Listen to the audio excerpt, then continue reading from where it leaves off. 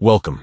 If you're looking to delete your Pinterest account on your PC with the latest update, you're in the right place. I'll guide you through the simple steps to remove your account quickly and easily. First, open the Pinterest app, or go to the Pinterest website on your PC and make sure you're logged into the account you want to delete. Once you're on the homepage, look at the bottom left corner of the screen for the gear icon. Click on this gear icon to open the Settings menu.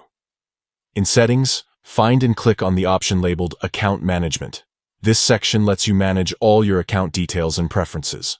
Scroll down within Account Management until you see the option to delete account. Click on that, and Pinterest will prompt you to confirm if you're sure you want to proceed with deleting your account.